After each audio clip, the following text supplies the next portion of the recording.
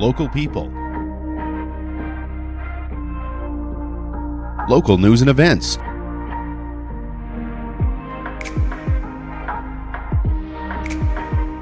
local sports, local matters. For all things Lloydminster and area, this is Live with Kurt Price. Well, I'd like to welcome you into the new Lloydminster Nissan. What is a freezing cold morning? And that's a little bit of what we're going to be talking about today. Just a little bit is about how to get through the cold, dark winter. It's been up and down these days. It's been warm, then cold. And luckily for us, this go round doesn't look like it's going to stick around for too long. But our guests are Christy Hunt and Felon Willis with Integrated Therapies and Performance. We'll be talking about a few community-minded initiatives, including their Pathways project, in just a moment. Superior Water specializes in nothing but water. And with over 23 years in the business, they're proud and confident that their water and their service is superior. For iron filters, water softeners, reverse osmosis distillers, chlorine removal, and H2S odor removal, you can give Superior Water a call at 780-875-6636 or stop and see them at their 57th Avenue location beside Sheepskin Loft, and stay hydrated with pure, clean water. I drink Superior Water because I like the taste, and after all, it is Superior Water. Nominations are always open for Cupcakes for Caregivers. Tell us about that special caregiver in your life or a loved one's life, and we could be delivering cupcakes to them and saying thank you for all they do, from nurses and doctors and home care staff, and not just professionals. If your family members take care of someone that you love, we want to hear about it and once again say thank you. Just email with as many details as you would like to livewithkurtprice@gmail.com. Cupcakes for Caregivers is proudly presented by Lloydminster Sobeys and Umbrella Marketing and Design. The annual Inspiring Women's Conference will take place February 5th at the Lloydminster Exhibition. Tara Weaver and Kelly Sidoric have been organizing this conference for 15 years now, and will once again be bringing in a terrific guest speaker in Beth Haneskew. But there's also a local panel of speakers and breakout sessions led by Sherry Hushfoot, Ricky Ducharme, Dr. Catherine King, and someone we're really familiar with here on this program, teacher Sierra Bennett. So she's really going to be talking about the tech angle of it. She's a Lakeland alumni. Lots of people have known and worked with Sierra around town. And then really talking about your social media footprint. And I think that can be applicable to all. And we haven't specifically spoke to her, but I'm curious about AI. So I hope she includes that in her presentation. Swimming in Snowflakes is this Saturday, tomorrow, at the BioClean Aquatic Center, with 2 sessions to enjoy. The BioClean Aquatic Center will become a snowy scene, and there will also be balloon twisting, a DJ, and free hot chocolate for everyone. Tickets are now available at the BioClean Aquatic Center, or you can stop at Walking on Water Toys for Session 1, which will run from 5:30 to 7, and Session 2 running from 7:30 to 9. And again, both sessions are this Saturday, and all ages are encouraged to get a ticket and enjoy the night. The Family Wildlife and Awards Banquet is January 31st. I can't believe that's coming up next weekend already, with entertainment by adventurer Caleb Watson, who went on a 3,000-kilometer canoe journey by himself from Fort Smith to Tuktoyaktuk. There's also great food with terrific appetizers, and Dwayne Davidson, president of the Lloydminster Fish and Game Association, told us some great food. Although it is a wildlife banquet, there is no wild game on the menu this year. We have beef, we have turkeys, we have fish, steelhead, trout fish, and then also jackfish and that. So we've got and some beef sausage and that type of thing. So tickets for the Wildlife Awards Banquet are available at Grindin Gears. Love Stories back this February, presented by Richardson's Jewelry and Spiro's. We're looking for 3 couples that would like to tell us their love story. Things like how they met, how they stay connected, and of course about their wedding and possibly the wedding proposal. We've seen some really romantic ones and some really funny ones in the years that we've been doing Love Story. If you would like to appear as a couple on Live with Kurt Price to tell us your love story, just send an email to livewithkurtprice@gmail.com, and those couples appearing on Live with Kurt Price will also receive a $100 Spiros gift card to use for a romantic night out. BioClean Disaster Services is committed, certified, reliable, and they will help you get your life back. 1-833-246-8326. When any kind of disaster, whether it's fire, flood, or possibly wind, like we've seen a lot of lately, hits your home or your business, you want somebody who's going to take care of your property and belongings. But BioClean Disaster Services separates themselves from other restoration companies by taking care of you and your family. That's what's most important. And their communication is second to none. 1-833-246-8326. BioClean Disaster Services, Lloydminster's local restoration company, Lloydminster's largest restoration company. I'll take a break and be right back here at the new Lloydminster Nissan, where we have a conversation this morning that you are not going to want to miss. We have Christy and Fallon here with us from Integrated Therapies, and we'll talk about the Pathways Project and more in just a few moments. At Diamond 7 Meats, we work with local farm families to provide a high-quality product and a great selection for you. Try our mouth-watering smokies, pulled pork, roast beef, and more, made pure and natural with no additives or fillers. We offer custom processing, and our experienced team works for you to provide a selection of sausage, burgers, and jerkies made to your specifications. Take your grilling to the next level with a Yoder smoker. Complete the grilling experience with Canadian-made, award-winning line of House of Q barbecue sauces. We're locally owned and operated, and we look forward to seeing you today. At Lloydminster and District Co-op, membership matters more. Because being part of a co-op means you're connected to something bigger than yourself. From long-held legacy by those who built our communities, to people you call family, friends, and neighbors. When you're a Lloyd Co-op member, you're an owner in a local business that prides itself on purpose alongside profit. You earn cash back, you help support causes that matter most, and you're building a better way of life for the next generation. Membership matters more.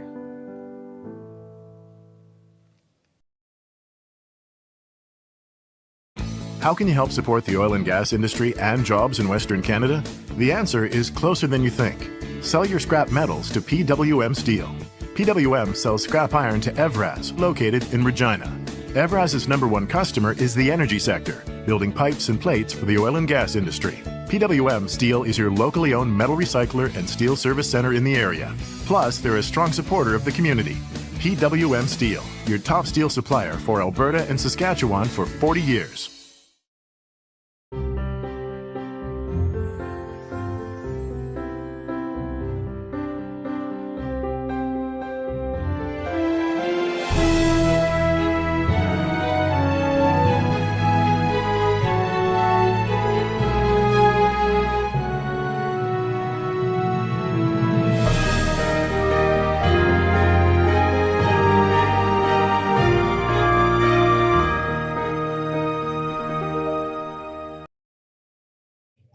What if your lifestyle could stay as vibrant as you are? Would you be more active, more social? Would your life be filled with more possibilities to live fully? Care Freedom Living by Wellings is designed to do just that. It's a new concept for vibrant adults 55 plus that's more modern and unexpected. Discover a lifestyle created on your terms and lived at your pace. Then imagine that life could feel this good every day. Visit Wellings to discover more. 3211 72nd Avenue on the Alberta side of Lloydminster, and at wellingsoflloydminster.com. Welcome back inside the new Lloydminster Nissan. We have Christy Hunt from Integrated Therapies and Fallon Willis here from Integrated Therapies and Performance. And I was going to tell you all about their credentials, and then there was a lot of them. So I thought the best way to do so might be to just let them tell you their credentials themselves. But it's great to see you ladies. We've been trying to put this together for a while, but as you know, I'm not as busy as you are. So we appreciate you giving us some of your time today. Yeah, thanks so much for having us. So Christy, I know you're the owner. Yes. But what else goes behind that name? Okay. Yeah. So I am a clinical and educational psychologist by trade. That is what I've been doing since 2009. I was provisional. 2012, I became fully certified and have been working in this area since that time. And yeah, I think that's my credentials as far as my actual trade. And Fallon? So I actually just finished my thank you. My master's in counseling psychology. So I'm just working on getting my provisional status as well. So the plan is to register as a psychologist eventually. That's kind of where I'm working at. So a while ago, we had, well, you know what? Before I get into that, I'm going to ask about integrated therapies and performance. Can you tell us what your business is all about? Okay. Well, it is about a lot of things, to be honest. Kind of the main heart of it, or the vision, is creating an environment that's very just open and accepting and very humanistic at its core. Really trying to bring a variety of services to the rural and remote areas that we don't have, that people have historically or typically need to go to Edmonton or Saskatoon for if they have to leave. And so that's really been the goal. Because we are a private facility, that we work alongside a lot of public organizations and help support and do contracts with or whatever. But we are private. That allows us to be able to really create our programming in a way and hire people in a way that we can just build it to what we see as needed. And that's been an important thing, is just like identifying the gaps in the community, both in like health and education is kind of where we fall. And then trying to build programs, hire people with skills, that type of thing, to fill those gaps. So at this point in time, we have quite a wide variety of services, programs, disciplines, whatever you want to say, all of the above. We have speech language pathology. I believe we have 5 currently working. Occupational therapy, we have, I believe, 4 at this time. We have, as Fallon kind of mentioned with her credentials, we have counseling staff. So there's a variety of levels, because we also try and take on a lot of students. So even for all of our disciplines, we have a variety of levels. So we have everyone from kind of just master's practicum students to people who've completed their master's and are trying to then move on to the next step of their registration. And then we have provisional psychologists and counseling psychologists. And so we do a lot of like clinical and counseling psychology work. We also do a lot of assessment work. So we have a lot of educational assessment. We do a lot of multidiscipline assessment. So that would be our OTs, our SLPs, and our psychologists working together to do assessments on things like autism assessments. The gold standard would be to be able to look from multiple disciplines and understand the whole person. And so we do a lot of multidisciplinary assessment. We also have, I think we're up to 4 teachers now that work with us.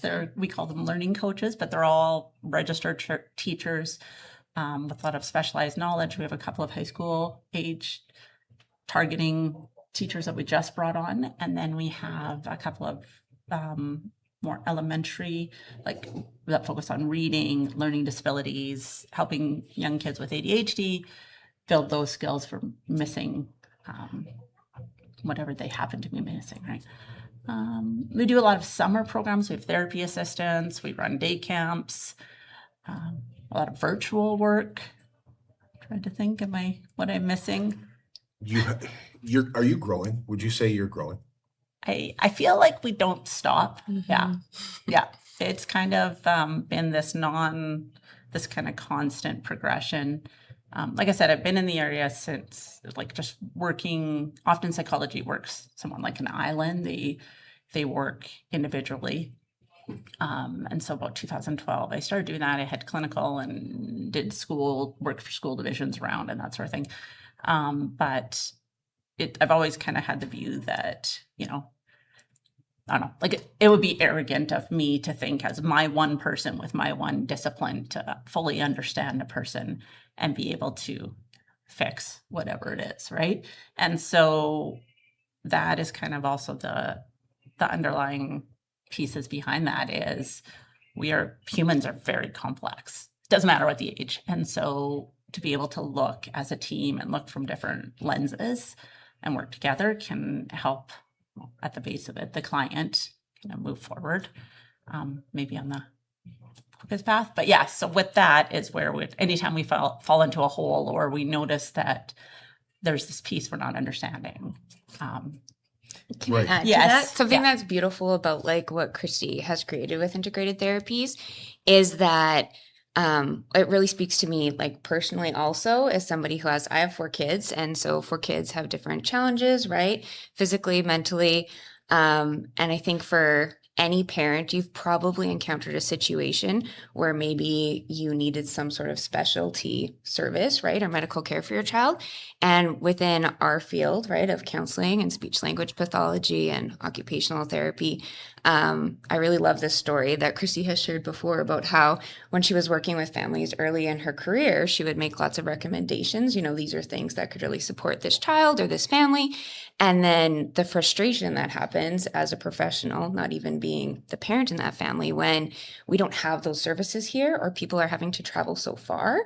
And so I just think that's a wonderful thing that Christy's done in gathering all these wonderful professionals in our area. And so individuals and families can access a wide variety of services right at our clinic. Yeah. Okay, here comes a big question. Do you need to grow because mental wellness is becoming a bigger concern? That is a big question. Yes, probably my answer is yes and no. Mental wellness is a big concern. And I think the fact that there's so much awareness out there, that it's a big concern. And there is some decreases in stigma, which is beautiful. So more people are willing to access. I feel like there's also funding issues. Broadly, I'll just say that broadly, truly, in health and education. And so people are having to seek out services privately now more than they would have before, like as far as even just like the number of assessments we do. I've been saying this for about a year or probably about 2 years now, but never in my career have I had this many requests for assessments, because I think historically they would have come through paid channels, whether that's education or health, right? And the criteria for who's getting paid assessments, who it covers maybe is altering, or also wait lists, right? 3 years within the public system sometimes for autism assessments, right? So yeah, I think probably a little of both. I don't maybe. One of those services that you offered is a program called Pathways. Mm-hmm. Tell us what Pathways is about, how it kind of got started. Can you take that? You go ahead. Okay. You do that one. So Pathways to Wellness initially started as a project to service counseling needs in our community for anybody in distress or in crisis. So when somebody's experiencing a mental health crisis, maybe they're having suicidal thoughts, maybe they're having anxiety attack, maybe they've just suffered a huge loss and they're not sure how to deal with that, right? It makes sense for a lot of us, to go to the hospital to access support, but that's not always the best place to get that type of mental care, right? And so we looked at finding a way to support people with accessing counseling rapidly when they're in severe distress. And so Pathways to Wellness initially was my practicum project for my master's. We partnered with the Health Foundation just to see, we had an idea from our end that we felt like there was a need there. So we began offering services in May of last year. Mondays to Fridays, 1 to 5, anyone could come in, no charge, walk-in service, first come, first serve, and see a master's level therapist, and specially trained in crisis response, because that's different than different types of counseling. And so when we began, the uptake was slow as we kind of built awareness, and starting in the summer, and the weather's nicer, right? We tend to hear often, a lot of us feel a little bit better. But as the project has progressed, in the fall, things really picked up as people have learned more about it and been able to access it. And I think even the last time we talked to you at Dodgeball in November, I think I gave stats that about 143 times that service has been accessed, and now we're at 175. So just, in that time space. The project was a pilot though, right? So a partnership where Christy was really generous in donating the time, right, of the therapist at her office and not charging, right, to be able to provide that service to people in crisis when they need. And now that we have information, that it is a very important service. We've had people access it from 8 years old to 74 years old. When I last looked at kind of our data, that it's something that we really feel is important to keep in place in our community. Now we have to look at how we can do that sustainably, right? And being able to find partners so that we can offer the service and pay the therapists, and Christy can continue to utilize her space, right? So kind of a clinic for mental health. That's exactly what it is. Yeah. Yeah. But very calm and warm and inviting and not clinicky. Yeah, I mean, it's the experience of like a person, right? When you go to the emergency room, which the emergency room is important, and I'm very appreciative of the doctors and nurses we have in our community. But it's overwhelming. People are there because they need help for sure. And so it's loud and it's busy and it's very stimulating. And when someone's experiencing a mental health crisis, we want a calm space. We want to stabilize, right? And timely access to care, just as within physical health, is important with mental health. And so if a person hasn't ingested a substance, if they don't have an open wound, then they don't necessarily need to be in the emergency room. They could receive the support they need for their mental crisis in a counseling space, right? In an office with a therapist. And so it's kind of providing an option to increase timely service for those experiencing a mental health crisis, but also, opens up space in that emergency room for those who do need to be there, right? Who can only access care in that way. Would it be over the line for me to ask what kind of things you saw? Well, I can't share like specific stories, but I can give generalizations for sure. Yeah, I think that's totally appropriate. So, really a wide range, like as I talked about, the primary focus, is suicide prevention, right? Stabilization. And so most people often, when somebody is experiencing suicidal thoughts, there's a lot underneath that, right? There's previous things that we call drivers, right, that are causing that. So it could be anything to really intense grief, loss of a child, loss of a loved one, an ending of a relationship, which can happen in a lot of different ways. Postpartum depression, anxiety for sure. People experiencing panic attacks. Anxiety can come from a lot of things. Parents, being concerned for their child's well-being for different things that are happening. It's a wide range. Even caregivers, somebody, is concerned about their loved one, maybe developing dementia. And also families that somebody in their family just received, a chronic or terminal diagnosis.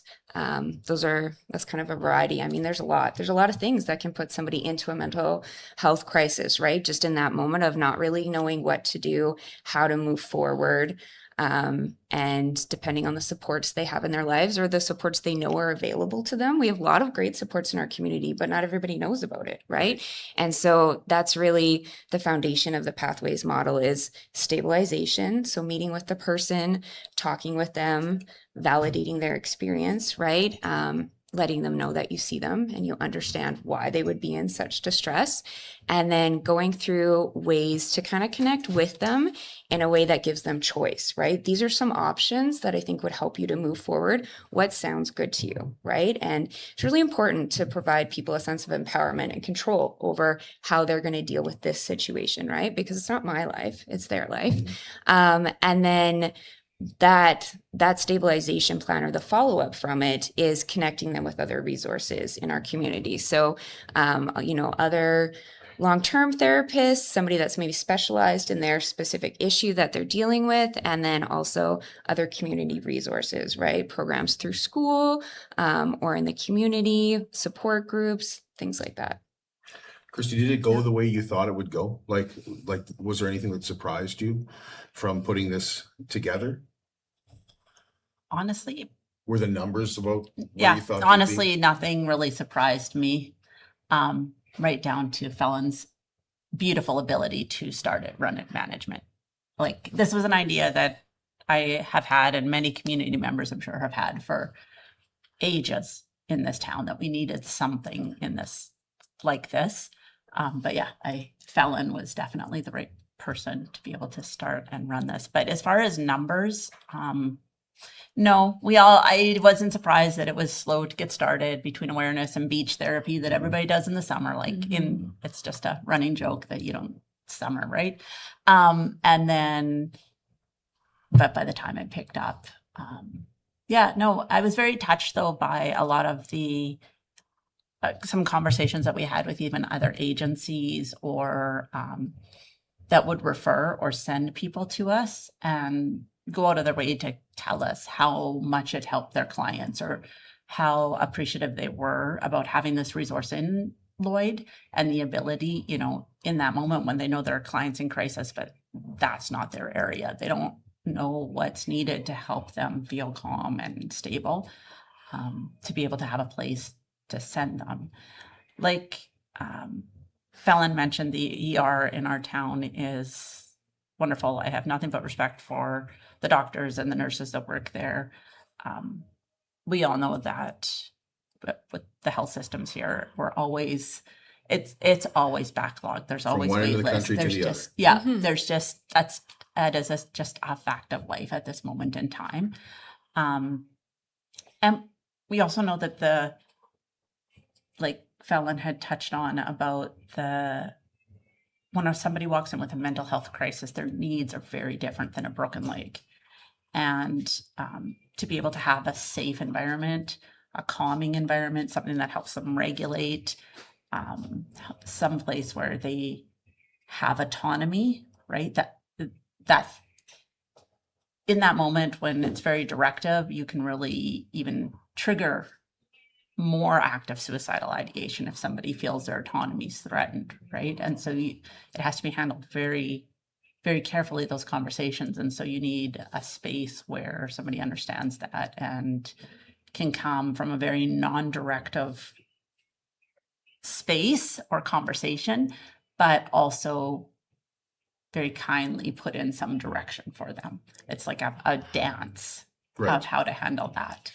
And that takes time, which is also something that there's not a lot of it in an ER, right? Yeah.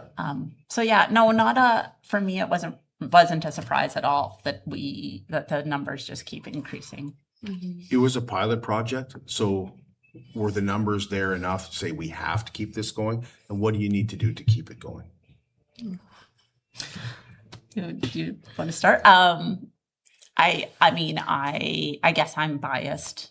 I have a very strong soapbox, lean, whatever you want to say, towards mental health and advocating for people who are not in a space where they can advocate for themselves, right? I think we have a lot of people in this town who are the same as we do. So, I mean, of course, for me, that's just a default answer. Yes, it needs to continue in this town. We are a large enough town. Our drawing numbers are large enough that we should have a space where people can go that's not an ER, where they can handle mental health crises. This is, to me, is something that's just a default thing that we should have at this point in the size of our town. Is there any government funding for stuff like this? So that gets tricky, just because of the way the business is set up. So I think Christy spoke a little bit about that. She is a private business, right? And so that takes away some of the funding that we could get of running it directly. But that would be amazing. And those are things that we're trying to explore and get information on, right? Looking for other types of partnerships, really anything to make sure this service continues, right? Because the need is absolutely there. And now the response has been very consistent. Sometimes sometimes like on Monday, we have people waiting, right? Like there were more people there than what we can see sometimes, right? So ideally being able to have not just one therapist Monday to Friday, but even a few, right? And all day, right? Not just the afternoons, because it's mental health isn't just happening, right? In those afternoons. So, yeah, looking for more options. And anytime we've spoken to a couple of groups, we've shared our data. The response is always the same from the community members, you know, in any forum that we've taken this to, is that everybody kind of sees that need, that we need to figure out a way to make this sustainable. It is always tricky because of the interprovincial thing. I mean, that's just a tricky piece of Lloyd, right? When it comes to funding and health and all of those things. But yeah, we have a kind of a phase 2, if you will, plan of what we could do for the next steps, and then maybe long-term goals if ever we were to get there. But like stepping stones on how we could expand it a bit, and a budget around that. And so really we're just at the point where we've connected with a few partners and people who know more than we do about, you know, making those connections with larger funding providers, that sort of thing. So yeah, it's a bit of a new road for us to try and do that piece of it. So that's a learning curve for us. But we've had the support of the Health Foundation, which I always want to make sure and give credit to. They've been very supportive of this process the whole way along, and trying to kind of help us keep it going right now while we're looking for long-term solutions. So, you know, I deeply appreciate the help that they've given us in this pilot project. Very appreciated. Yeah, Stephanie was a big supporter and advocate for this. And Kagan is taken over recently, and definitely along with the board they've all been very supportive in the ideas and the need for this in our community. That's good to hear, because that's exactly what you want in your health foundation, is to advocate when there is a gap. Yeah. Absolutely. We're going to take a break. We'll come right back. I mentioned a few things that, like I mentioned, the seasonal depression. Is that a thing? Even we'll find out, or we'll ask about that, and we've got a few other community initiatives to talk about as well when we return here at the new Lloydminster Nissan. At Jason Arden Associates Cooperators, we're proud to be a top-rated local insurance company that offers flexible solutions and expert advice for all your insurance and investment needs. We'll work with you to tailor your insurance specific to your needs, and we offer investment advice that always puts you first. At Cooperators, one of our core values is to give back to the communities that we live in. Thanks to the support of our clients in Lloydminster and area, in 2023, Jason Arden Associates has donated $40,000 to local nonprofits, charities, students, athletes, and other special events. How does your insurance company support our community? I'm Brian Zinchuk of PipelineOnline.ca. I used to be a pipeliner, and I've spent the last 15 years reporting on energy in Saskatchewan. PipelineOnline.ca provides comprehensive coverage of light oil, heavy oil, lithium, helium, power production including coal, wind, solar, geothermal, natural gas, and nuclear. There's a lot happening in Saskatchewan's energy sector, and Pipeline Online is there for all of it. No one else comes even close. It's more than just taxes at LNA CPA. Assurance, accounting, retirement planning, estate planning, business consulting, financial consulting, farm program support, and bookkeeping. But yes, there is always taxes. The team at LNA CPA is committed to helping you achieve your best results and will be there to assist you every step of the way. LNA CPA, with offices in Provost, Vermilion, and Lloydminster. Hey, we want to welcome you back inside the new Lloydminster Nissan, where we have Christy Hunt and Felon Willis joining us from Integrated Therapies and Performance. And we've been talking about a private organization that's been growing because of the needs of different people. I need this, you need that. No two eggs are kind of the same sort of thing. So along that pathway, and we talked about pathways, but along your pathways, you're always adding, and you're adding more, including a new nurse. Yes. So I'm very excited about this. This is actually, you're getting like announcement before even some of the staff know. But Ashley Waterman, who is a nurse practitioner, will be joining our team starting in, well, we're hoping February, but depending on, there's a lot of regulations around that, net care and all those kind of things. But she will be joining our team very soon. And then we will open up her services to our clients, to pathway clients that come in, and then as we get it figured out, then more broadly to the whole community for a variety of services. We're going to start with a bit of a limited scope just to get our glitches out, basically, because it's new phase for us, I guess you would say. And we're going to do things like mental health assessments. She will be working alongside we have a feeding and swallowing program, which is very exciting. We have an OT and an SLP that work in that really kind of young nursing moms first couple of years of life, working on feeding and swallowing. And so Ashley has a interest in kind of that pre-postpartum area, as well as like hormone, that type of thing. We also have a psychologist who's on maternity leave right now, but will be returning very shortly. And she's kind of done some very extensive training in postpartum depression as well, because that's another area that's very, very close to her heart. And so we'll have a very strong team there for that, like prenatal, postnatal care, which is very exciting. And then we'll do things like, I think chronic pain will become, we've always had that, a little piece of that with our psychologists, of course, but that will be something that we can add to with some of Ashley's interests. So that's really exciting. I'm also really excited because there's this space. We work with a lot of neurodiverse populations, right? We do autism assessments and we do therapies of all sorts for neurodiverse populations. But one of the things that's always kind of been a little on my brain, on my heart, that I feel is tricky is for a lot of our autistic kids that get very stimulated. They have an earache, they need to go to a walk-in clinic. So they go and they sit for 3 hours and their parents are just about at the end of their, just about, because for that child to sit in that loud environment for so long is very, very tricky. And so also even just creating a sensory friendly space for things as simple as just an earache, I need to get a medication for that or whatever. So that's kind of one of my goals too, is to also be able to open it up and allow it to go that way.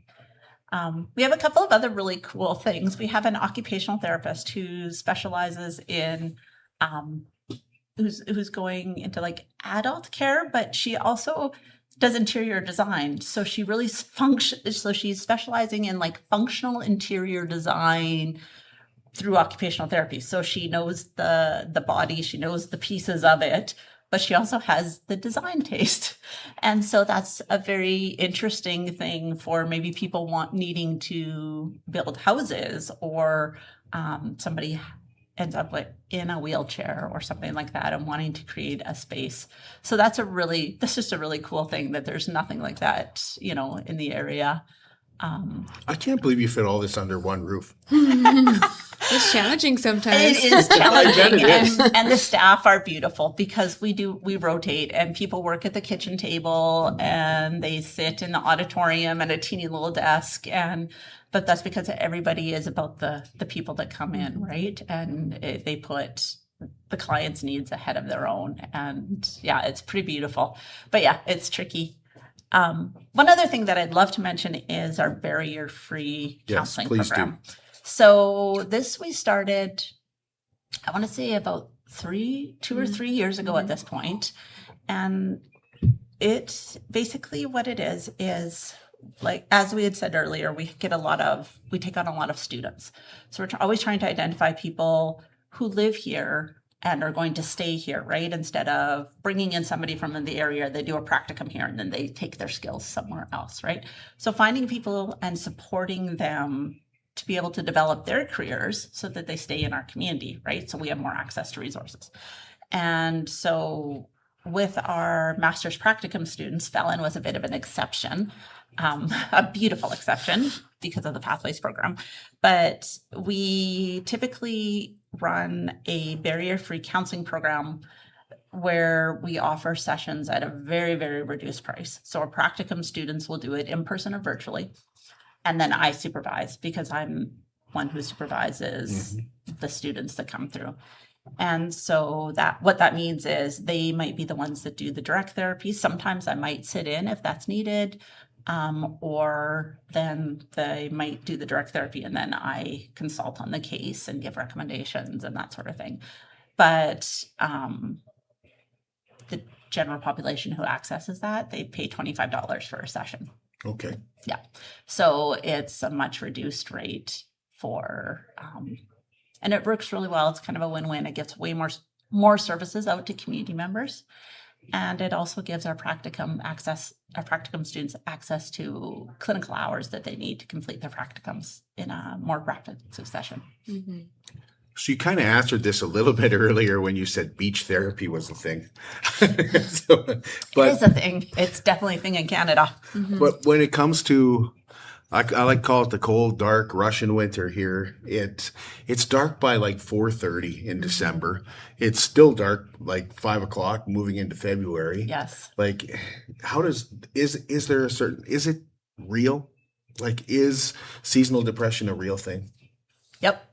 It's a real thing. Sure. The DSM calls it major depressive disorder with seasonal pattern is the formal term.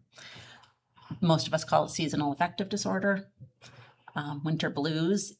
So seasonal affective disorder or major depressive disorder with seasonal pattern are kind of that clinical level. That's where, we see depressive symptoms that often start in fall and end in spring. And they meet kind of diagnostic criteria for depressive symptoms. So sleeping pattern is all messed up, fatigue, appetite, maybe eating a lot, eating like heavy carb loading, low self-esteem, irritability, Relationship problems. Yep. Lots of all of these types of things. So those are kind of those depressive symptoms. Suicide ideation. I just want to always make a note of this.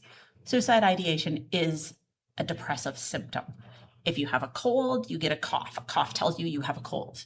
You have suicidal ideation. It's not because you're a bad person. Mm-hmm. It's like we need to look into depression. Mm-hmm. It is an indicator. That's just one of my little soapbox. I always like to say that.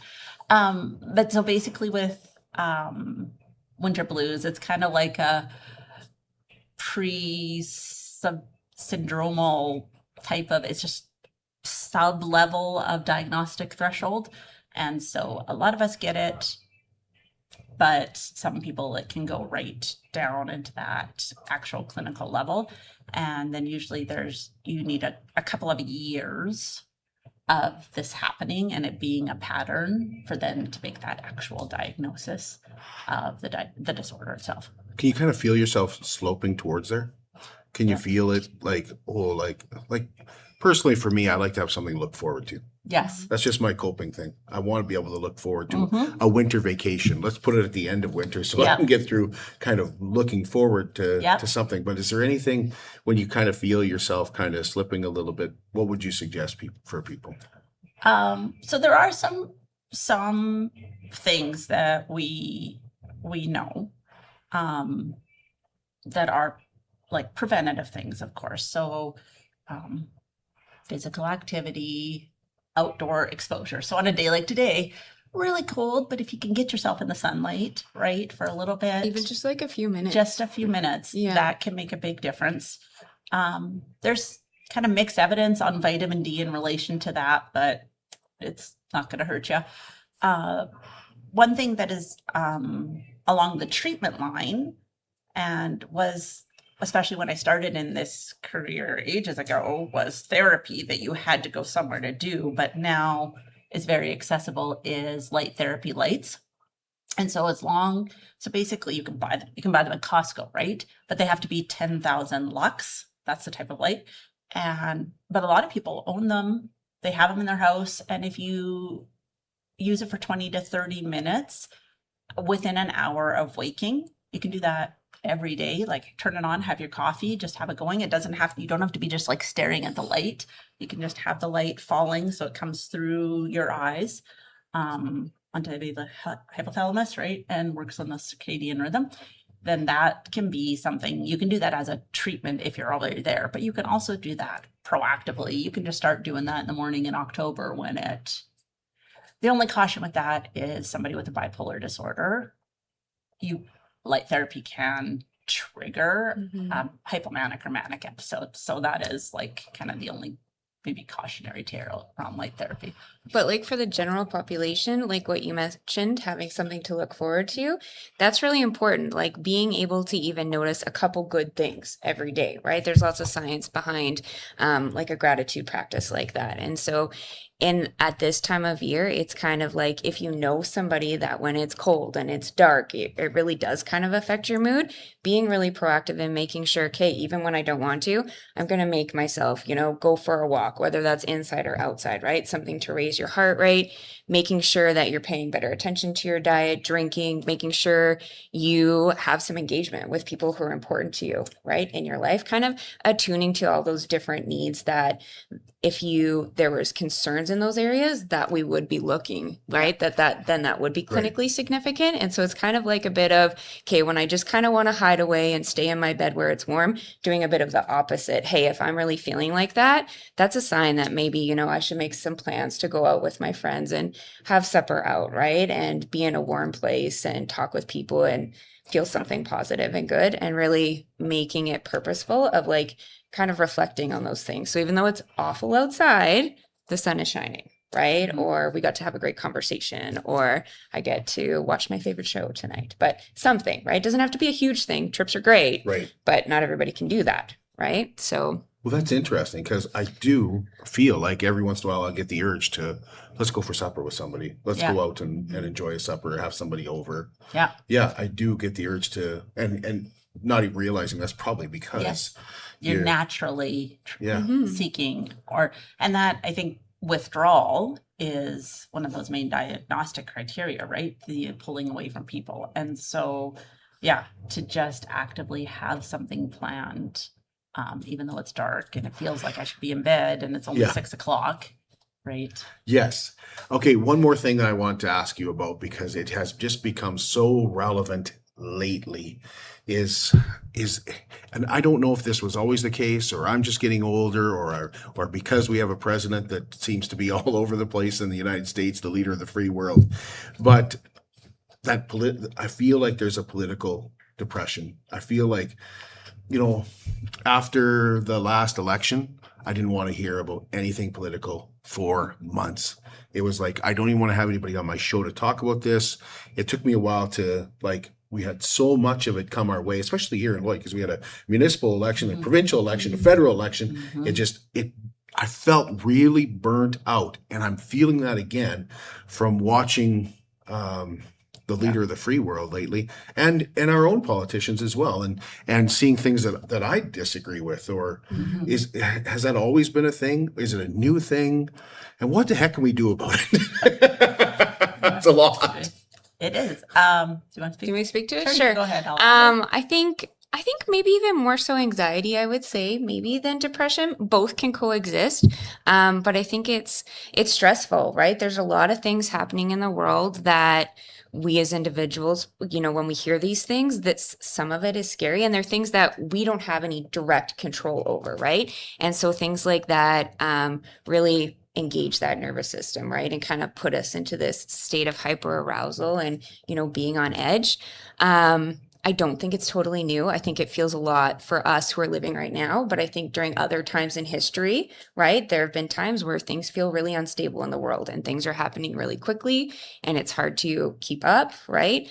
I think it's important that, I'm somebody who really likes to stay informed also, and regardless of where you lean on that political spectrum, that you make sure you're taking time to kind of check in and monitor how much you're watching the news, right? How much you're engaging with that. that. Like you shared, you noticed for yourself it was too much, so you took a break. And even before we sat down, we kind of talked about this that Christy mentioned. For a lot of people, when they get up in the morning, they kind of like to check the news first thing. Like if you are feeling pretty anxious and stressed, maybe it would be a better choice to do some other things. Stay off the screens for that first hour or two before you begin your day, to make sure you are noticing the good things, right? The things that are in your life, and kind of moderating how much you engage with that, because it is important to stay informed, and there definitely are things that we can make impacts on as individuals, but it can be pretty overwhelming when things are changing as rapidly as they are right now. And absolutely, that's something like that you could talk to a counselor about, right? And especially if people in your family or in your relationships, you have political differences, that in itself can cause a lot of anxiety and stress, right? And so finding somebody that you feel comfortable sharing that with, right? Where you can just let it go, or how you're frustrated with the family members, like that's a totally appropriate issue to be taking to counseling and getting some support for. I was just going to say, in fact, from a therapeutic standpoint, over the years, just some of the things I've noticed, like working with people who have a strong sense of right and wrong or justice. This often happens within neurodiverse populations, or maybe people that have had historic trauma or something like that. There's a very strong sense of right and wrong. And I find there's kind of sometimes this link to like social justice, and so that watching of news or situations like this where we're quite powerless and there's some big things happening can be particularly agitating or upsetting, and really take up a lot of mental space for people kind of who fall within some of those categories. And it can be quite distressing, laying in bed at night trying to get to sleep and just worrying about the state of the world, right? That's very, very tricky to try and get your brain to shut off, especially if those are things that are very important to you. I can tell that when I meet people on the street and I start talking to them. Yeah. It'll be the first thing that comes up. Yep. Like, Yes. how about the state of this world? Yeah. Right? Yeah. It's the first thing they say before they even say hi. Yeah. It's like, can you believe what Donald Trump is doing? Or can you believe what Mark Carney said? Or something like that, right? Yeah. You can kind of spot it. Now, you are going to be linking a video to our show here today. That's a Pathways video? Probably. Oh, I don't I'm know. guessing Patty must have arranged Or, that. Okay. or all about the business Or- as a 'cause we whole. have- Or the business as a whole? Yeah, we have a couple. We have a video that Coco Productions did, which was really lovely. He did a great job just talking about the development of the business, and it shows you the faces of some of the people in it, which was lovely. And then we have a couple of like slideshows and stuff too, just specifically around Pathways. Yeah, feel free to link as many as you like. Okay. Thank you. Absolutely. Appreciate Thank that. you. And is there, before I let you go, is there anything that I'm forgetting? Maybe a plug for our summer programs. Okay. So one of the things that is interesting to me, and it's something that as a clinic, as a agency, we try to solve, is the need for social connection, finding right, like if we look at that self-compassion literature, right, the common humanity, shared experiences, these kind of things are very good for mental wellness. And so one of the things that we try and do is create like group programming. I mean, there is the space for group therapy, of course. It's a very important piece of therapeutic interventions. But kind of beyond that, we try and create like our young adults group, which is more about like social connection, or like day camps, very board game things, movie nights, these kind of things. And it's a need that as the staff we know is there. We work with people individually. We know that these things would be very helpful for them. We hear it from a lot of, say, parents or community members. We need more programming, more group programming. And so we'll be offering a lot. We'll have day camps in the summer. We'll have lots of things coming. But one of the little bits of a disconnect that I do find is the ability to get the information out to the people, or to get people to attend that programming. So that is, I guess it's kind of twofold. It's sharing about the fact that we'll have programming. There's going to be a lot of summer stuff coming, which is great. Our teachers run a lot of programs for specific learning needs and like Literacy League and these kind of things. But also being able to maybe just open that conversation a little bit about kind of that disconnect between, not even just our services, but the services that we have, and being able to get people to them. What are those barriers, and how do we try to get around that? Or, I think some of it's cost, but it's not all cost. I think there's time. There's a lot of things. There's stigma, right? And trying to figure out how to get around those things. So. Thank you, ladies. Appreciate you giving us your time. Thank you so much for having us. Yes, thank you. It was Absolutely. very appreciated. We'll be back with you on Tuesday. When it starts to warm up a little bit, we'll be at the Canadian Brewhouse for the Tuesday night sports show. Tuesday is also the Spinning Wheel at the Vic Juba Theatre. 12 local musicians are going to be performing at the Vic Juba Theatre, and it is going to sound fantastic. Our show yesterday kind of talked a little bit about that, so if you haven't seen that, we suggest you go. And we hope that you'll join us Tuesday at the Canadian Brewhouse. We'll be with you at 5 o'clock talking hockey and all things sports. Okay.